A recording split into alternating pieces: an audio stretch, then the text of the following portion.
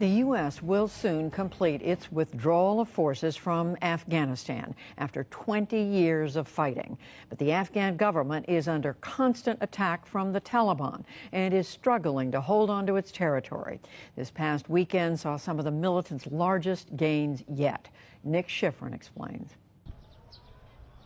There's a saying often attributed to the Taliban. The U.S. has the watches, but the Taliban have the time. And now that the U.S.'s time is up, the Taliban are expanding their offensive. Since the U.S. announced its withdrawal 9 weeks ago, a senior Afghan official tells PBS NewsHour the Taliban have seized 40 districts all over the country. In total, the Taliban control more than 120 districts and are fighting over an additional 180 districts. And this weekend, Taliban fighters moved to the edge of provincial capitals Maimana and Faryab and Kunduz City. The Taliban haven't breached Kunduz City's outer security ring, but their presence breached residents' sense of security. Abdul Rahim is going to flee. The situation in Kunduz is very bad. It is insecure, and there are so many wounded victims in the hospital. I'm going to get my family out of there and go somewhere where it is safe. Throughout the country, districts have fallen without a fight. This morning, the Taliban posted online a propaganda video of Afghan soldiers who surrendered. A Taliban commander hands out the equivalent of $60 for each soldier to go home. Afghan troops face horrific casualties. Earlier this month, in one 24-hour span, 150 were killed or wounded. The Afghan government tried to consolidate them to defend key districts, but they're struggling to hold their ground, especially since the Afghan Air Force is losing the U.S. contractors who usually maintain their helicopters. That U.S. withdrawal is more than halfway done. U.S. military officials tell PBS NewsHour the full withdrawal is planned for early July. But the administration is still discussing how many troops to keep in the region and how to continue training Afghan soldiers and servicing Afghan equipment. For the U.S., the focus is international terrorism.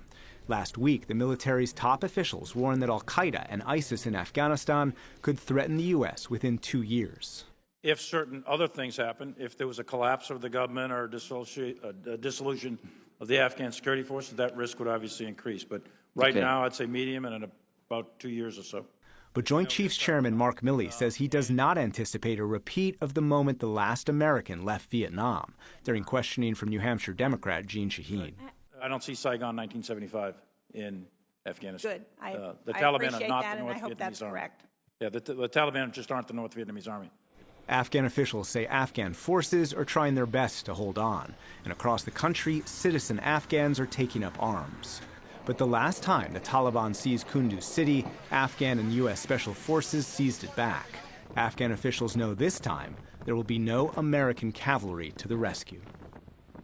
And to discuss the state of Afghanistan and the U.S. withdrawal, I'm joined by Scott Worden, Director of Afghanistan and Central Asia at the think tank, the U.S. Institute of Peace. He just returned from a trip to Afghanistan where he met a range of leaders in government and civil society. Scott Worden, good to see you again. Welcome back to the NewsHour. Let's look at what happened this weekend. What do these attacks on provincial capitals say to you about security in the country? Well, it shows that security is deteriorating, and that's what we heard from talking to Afghans in Kabul.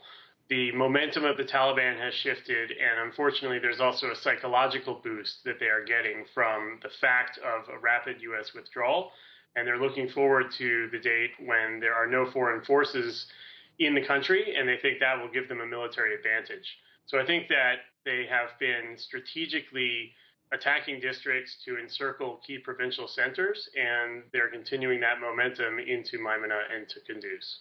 And how alarmed are people in Kabul when you talk to them? There's a strong sense of alarm.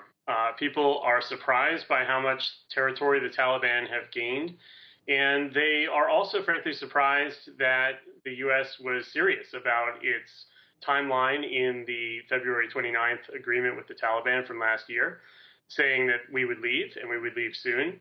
I think that was not expected to come to fruition, and people are really reconsidering their options. Do you have a sense when talking to people that the Taliban believe they can win or try to win without going to the negotiating table? And does that mean that the Taliban's military wing really is in charge much more than any negotiator has been?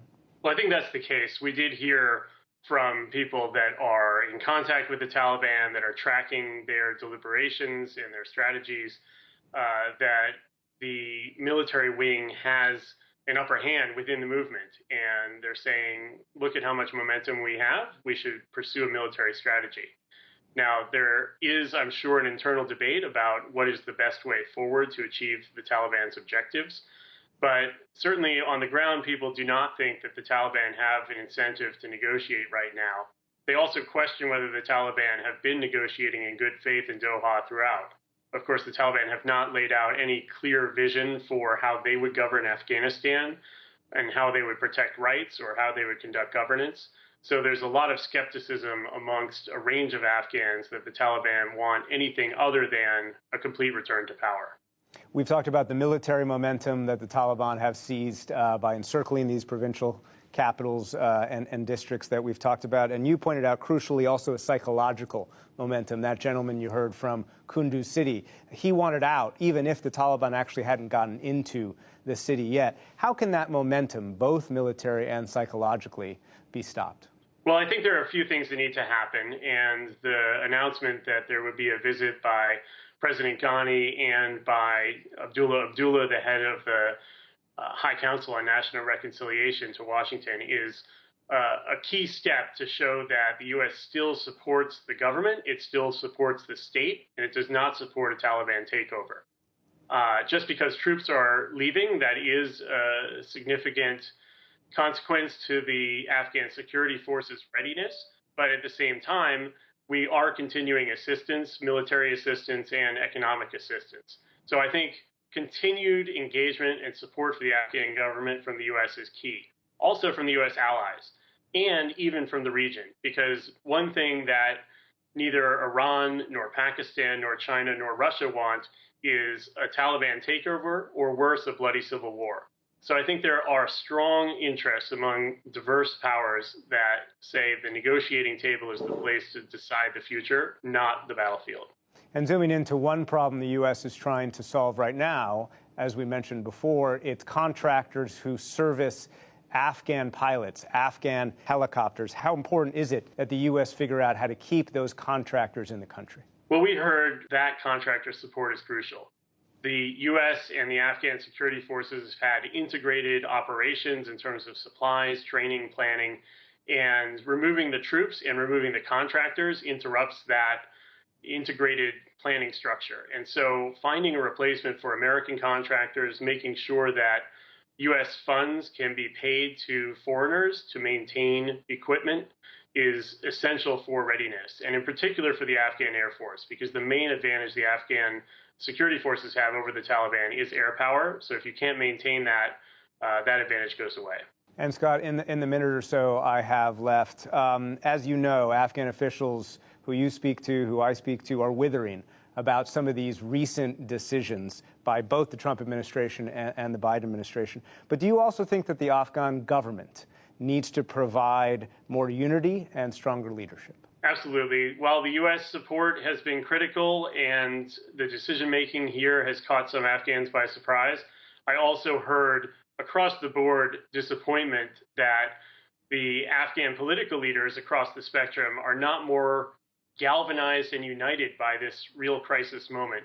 There's still discussion about sharing shares of power within the republic, the Afghan republic, and not focusing on the common enemy of the Taliban. So clearly the government needs to be more united to be stronger, both at the negotiating table and on the battlefield. Scott Worden of the U.S. Institute of Peace, thank you very much. Thank you.